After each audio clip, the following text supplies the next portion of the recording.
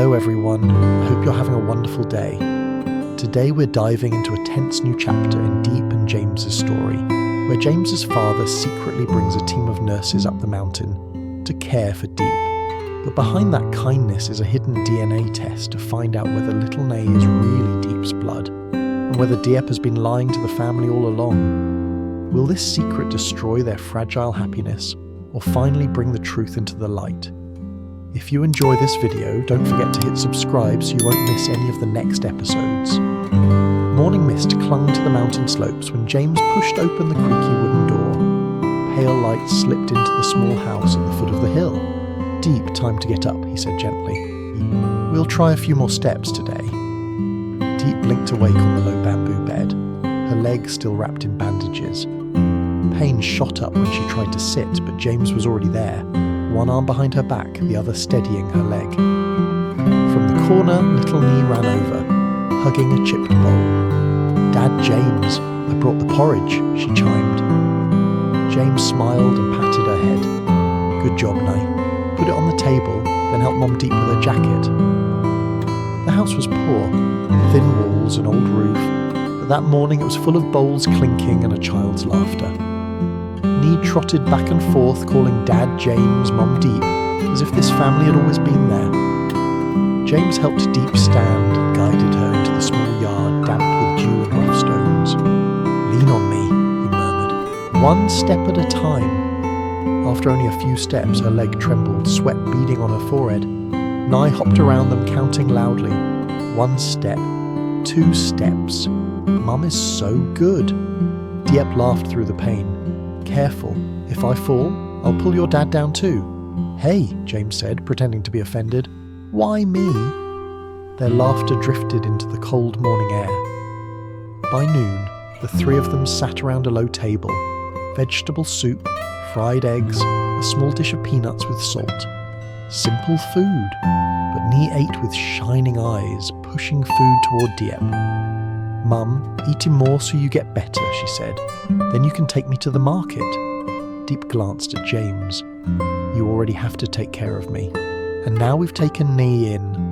I'm afraid I make life too hard for you. James put another piece of egg in her bowl. I told you, this is your home too, he said. Yours and Nye's. You're not a burden. Nee hugged his arm, giggling. It's our house. Dad, Mom, and me. Diep smiled, warmth filling her chest, but inside a thin worry refused to leave. That night, wind whistled through the gaps in the wooden walls. On the floor, James and Nye slept curled up on a thin mattress beside Diep's bed. Diep lay awake, listening to their breathing. In the dark, the scene looked perfect. A man who stayed, a child who called her Mom, a small house that finally felt like home, but her past wouldn't let go. She'd already gone through one broken marriage, years of being judged and pushed away. Now she held an orphaned girl and called her daughter. I've already had one husband, she thought. Now I bring a child with me too. Will James's parents accept that, especially his father?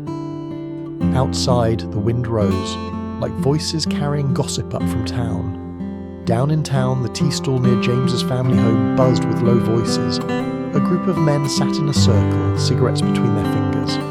You heard about James, one man said. He's keeping a woman near the mountain, and a little girl.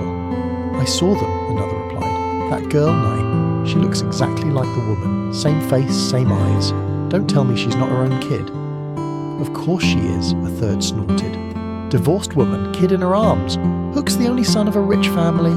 One move, safe for life. At the next table, James's father sat silently, tea untouched. Every sentence landed heavy in his chest. My son, my only son, he thought. The family's future is on him. If he's being tricked, if that child is really hers. One of the men finally turned to him. I'm saying this for you, he said. A woman with a past and a child that looks just like her. You should be careful. James's father lifted his head, eyes cold. Thank you, he said flatly. I know what to do with my son. He set his cup down and walked away. At home, James's mother was folding the warm scarf she'd brought for Diep. Her husband walked in, face dark. She knew at once where he had been. "You listened to people talking again, didn't you?" she asked. "It's not just talk," he said, dropping into a chair. "They're not wrong. That girl Nee looks too much like Diep. You can't expect me not to think about it." James's mother sighed. "I went up there. I saw Diep, she's gentle. Nye is sweet and polite. She called me grandma. They're poor, they're struggling. Don't look at everyone like they want to cheat us." "You don't understand," he snapped. "James is our only son. He will carry the family name. Now he's tied to a woman who's already been married once, and she brings a child we know nothing about. If that's really her child, she's deceiving us. Deceiving James. And if she isn't," his wife asked quietly, "if Nee is just a girl they took in because they felt sorry for her, then you're hurting them because of rumours." He fell silent. The words bloodline and only son pressed on him. Finally he said, "I don't want to fight. I just need the truth once, clearly. If I'm wrong, I'll stay quiet. If I'm right..." His wife looked at him. "What are you going to do?" "The hospital owes me a few favours," he said slowly. "I'll ask them to send a small medical team up the mountain. We'll say it's a follow-up check after Diep's surgery and a health check for NI. The road is far, they're weak. It sounds reasonable. No one will suspect anything." She stiffened. "You mean a test?" "DNA," he answered. "I need to know if those two share blood."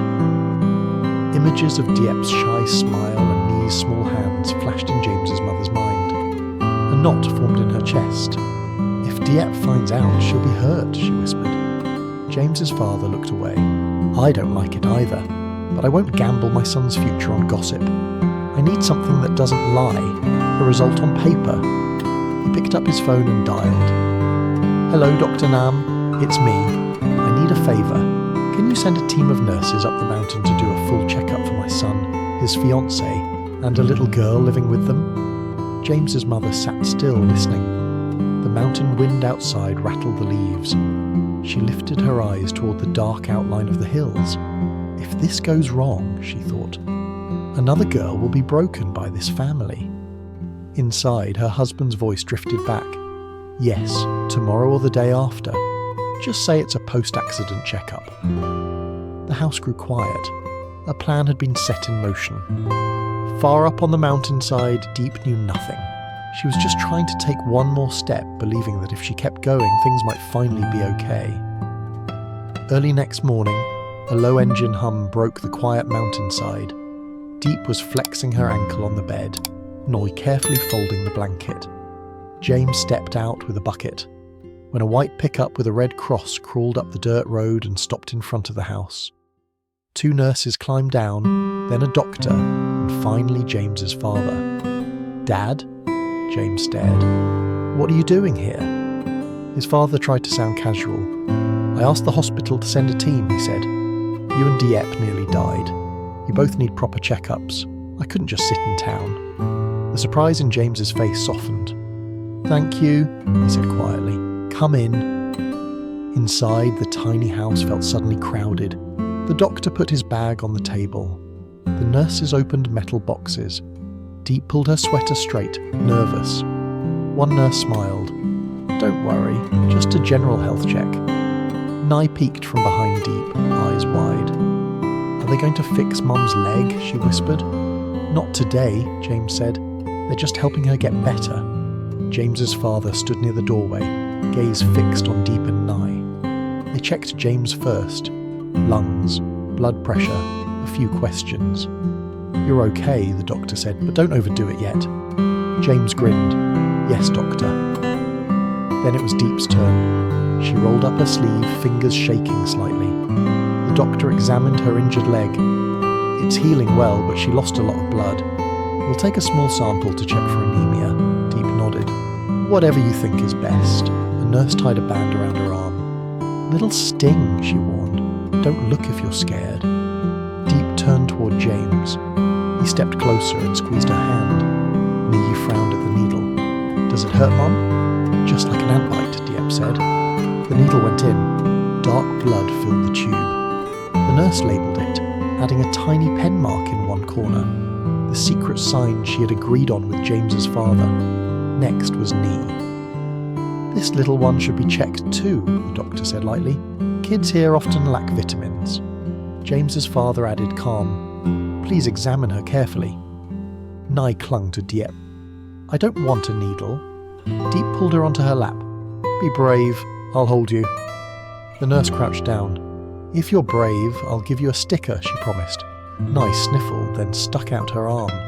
She squeaked when the needle went in, burying her face in Diep's chest. A moment later, it was over.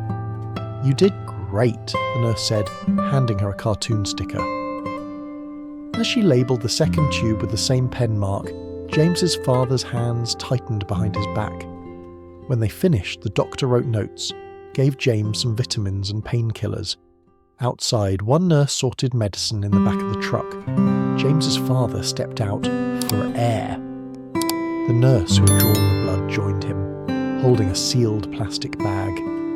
"Sir," she said quietly, "these are the samples you requested." Inside were 2 small tubes, one from Diep, one from Knee. He took the bag carefully. "Thank you. Send the normal test to the hospital." "These 2 go straight to Dr. Nam?" The nurse nodded. When he turned back, he saw Knee hopping around the yard, showing off her sticker. "Grandpa, look, I didn't cry much," she called. His stern face softened for a second. "You're a strong girl," he said. She grinned and ran inside to show Diep again. James came to stand beside his father. "Dad, thank you for doing all this," he said. "I know coming up here isn't easy." The plastic bag pressed against James's father's side under his jacket. "I just want everyone healthy," he replied. "That's all." James smiled, believing every word. By afternoon, the truck rumbled back down the mountain with the medical team and James's father. Nye stood in the doorway waving until it disappeared in the dust. "Grandpa will visit again, right?" she asked. "I hope so," James said, ruffling her hair. Diep watched the road grow silent. The visit had been kind, but something in James's father's eyes had felt cold, guarded.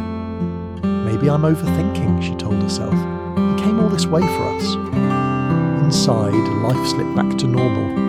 Rice simmering on the stove, Knee humming while rinsing vegetables, James fixing a loose stool leg.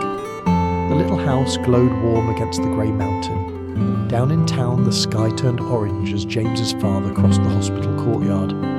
He slipped in through a side door to a small office where Dr. Nam waited.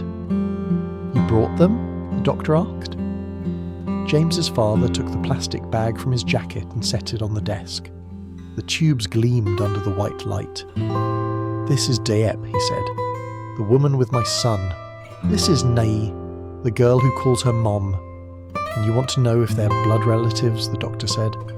"Yes," his voice was steady. "I want the truth." Dr. Nam studied him for a moment. "Whatever the result is, it will change something," he warned. James's father gave a short, dry smile. "It's already changed. My son brought them into his life. I just need to know who they really are to each other." The doctor nodded and picked up the bag. "I'll send these to the lab. The results should be ready in a few days. I'll call you." "How many days exactly?" James's father asked. 2 or 3, Nam replied. "Until then, try not to torture yourself." "Easy for you to say," he muttered. He reached for the door, then stopped. "For now, these tests don't exist," he said quietly. "No one can know." "They won't," the doctor answered. That night, James's father sat alone at his desk. The lamp lit a stack of old photos. James as a baby, as a schoolboy, in a graduation cap. On top lay the thin lab receipt saying the samples had been received. He stared at it, hearing again Nee's excited voice. "Grandpa, I didn't cry." If the test says they're not related, he thought, then I've wronged that girl. I'll owe her an apology. His jaw clenched. But if it says they are... He couldn't finish the sentence. Outside the window, the mountains were black shapes against the sky. Somewhere up there, a small window glowed with warm light where 3 people were eating and laughing, unaware of the test already in motion. James's father folded the receipt and slid it into his wallet. "Oh, whatever the result," he murmured, "after this, I'll decide whether Diep and that child can really belong to this family." He closed his wallet with a soft snap as the scene faded to black, leaving the DNA result hanging for the next episode.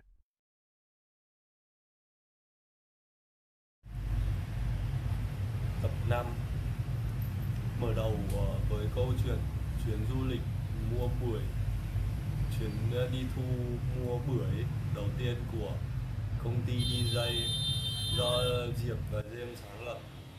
Trên sườn núi trơn trượt, Diep sơ ý trượt chân, rơi xuống vực nông nhưng va đập mạnh bất tỉnh. James hoảng loạn lao xuống tìm từng búi cỏ, cuối cùng cũng bế được Diep lên và đưa cô vào bệnh viện huyện để cấp cứu. Bác sĩ thông báo Diep đã bị chấn thương não, gãy chân, cần theo dõi dài ngày và chi phí điều trị rất lớn. DJ thì vừa dốc hết vốn để ứng tiền cho bà con, tài khoản gần như trống rỗng. James không thể nhờ được bố của mình giúp, không muốn bán rẻ nỗ lực của Diep đứng giữa phòng bệnh. Anh buộc phải gọi cho bên đối tác chấp nhận đánh đổi lợi nhuận của DJ để cứu Diep.